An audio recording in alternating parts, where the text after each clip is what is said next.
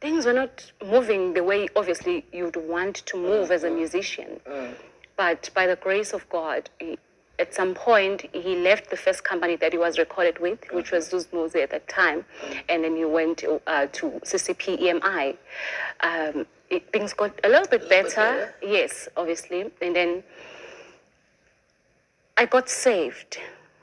That was 2006. I got saved, and that's when our life changed around, because it's amazing what a woman can be an influence in a partnership and in a relationship. Hi guys, welcome back to my channel. I am Mimi and this is a sip and gossip. I come with another video today. We're talking about ayanda, ncwane, you guys.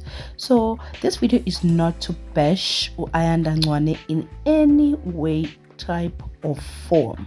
Okay, this is just my opinion on the whole thing of ayanda, ncwane being a preacher, a mamfundisi, a prophetess, whatever it is that she is right now, right? Okay, so as I grew up at Jehovah's Witnesses, we wouldn't even entertain such things, you know. I grew up being somebody who was not entertained by the worldly things, you know what I'm saying? That is what they teach us. I mean, as a Jehovah's Witnesses, you have to recruit people into the congregation like any other church, right? And you have to make friends among other fellow Jehovah Witnesses. So it was quite difficult to have friends outside of the congregation, or even to date outside of the congregation. So what I'm trying to say about this is like I need you guys to hear me from that point of view. So we're gonna talk about ayanda, ncwane and this I'm saved. As you can see in the first video that I played, she did mention that she was saved in 2006, and Twitter is divided as we speak right now, because a lot of people are saying that people should stop making fun of ayanda, ncwane because they don't know what tomorrow looks like for them.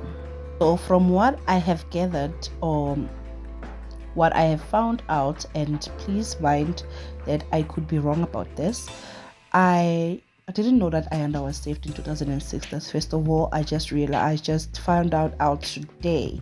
So what I saw that was said on the internet was that ayanda, ncwane went to Nigeria and she came back a prophetess, right? And when I went to her channel on YouTube, she did mention that she had a near-death experience, and that is when she had an encounter with God, and that's when, you know, everything started. But now here's the thing: people are making mad fun about ayanda, ncwane and this chapter of her life, you know what I'm saying? So Mina, I just wanted to say what I feel about this whole situation. I'm not here to make fun of ayanda, ncwane, as I said before. I find it hard to believe people like ayanda, ncwane. I find it so hard to believe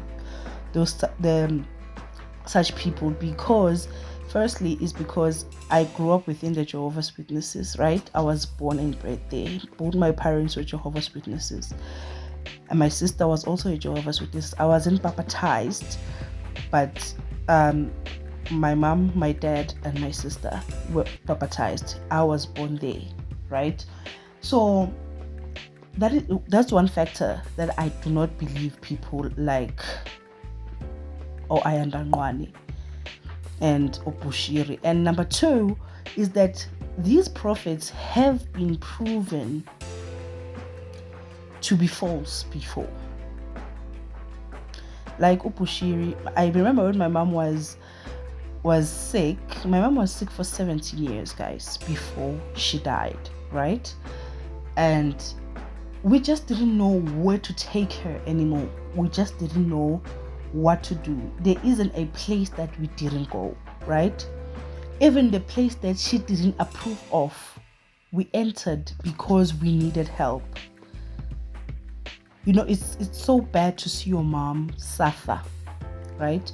So where I was working at in within the municipality program EPWP at the time, and we were sweeping the road in town, right?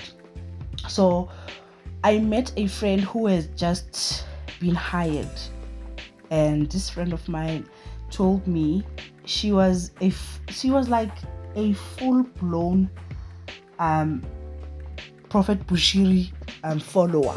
She loved Bushiri with everything in her. She did like yo. So what this friend of mine told me, she said that kwa Bushiri akfiwa. Nobody who attends Bushiri's church who is a follower of Bushiri dies, right? She had me there. I was like, there is no way. What's wrong with your prophet? Like, why can't people die at his church? It's like, because when he lays hands on you, you are already blessed. Like, when you enter the premises of the church, you are already blessed, my sister. So take your mom to the church. They will pray. She will be good again. She she was gonna be like she's new again, right? So I'm like, hey, Mina, I don't believe in those things when I'm my friend. Like I really don't. And I didn't take my mom there. I really didn't, because I didn't believe it. I didn't believe Bushira. I didn't like him even, because I knew that he's lying to people. And this Lekao, is it Lekao prophet who supposedly woke somebody from the dead, right? So at that point I was like, like there were many scandals during that time when this man was exposed, people coming out saying that they pay them to act and stuff like that. They are pulling the ghost through kind of situation kind of situation, right? So I just didn't believe prophets. I didn't believe, even now after my mom's death, like I haven't been to the Jehovah's Witnesses Kingdom Hall in years, right? Because I chose my own life when I was of age. I was like, this is not what I want to live. I have never been in any church.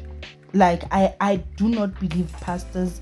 I do, because I feel like this is no longer a calling, it's now a business. And being a pastor, a prophet in South Africa is very good business. If you're a pastor, you're a prophet. If you are a nyanga, that's a very good business, because South African people are not looking to heal from within. They are not looking to learn the word, understand the word, and practice the word. They are looking for a miracle. They are looking for a quick fix. You understand what I'm saying? So a lot of people are gonna come, fake as they are. I mean, this guy who woke up somebody from the dead, he's still practicing even today. His church is packed each and every Sunday, even after he was proven to be a false prophet. Like, there are people even today, Bushiri still has followers even after. So that is why I just do not. So that's why I'm saying I don't want to disrespect to Ayanda. I'm just asking myself, ne, that if Ayanda opened her own church, would you go and attend Ayanda's church? And why, you guys? Would you go and attend Ayanda's church, and why? Because like it even, for me, it even like makes me not to even want to believe everything she says with her mouth when she prays, because this woman just came from Nigeria, and then all of a sudden she's a prophet. Like we don't see veil. But anyway, South Africa is a very, like, I don't know what to call us, guys. Each and everything, every little thing nje thina sithathekile, guys. Sithatheke kakhulu. Sithathekile. So I choose to read my Bible at home and pray and hope for the best. Because most pastors, they don't want you to worship God. They want you to worship them. And you will not even see that. You would think you are worshiping God, but you are actually worshiping a human being like you know. So as for me, it's a no. Thank you guys for listening till this far. I love you guys. Ciao.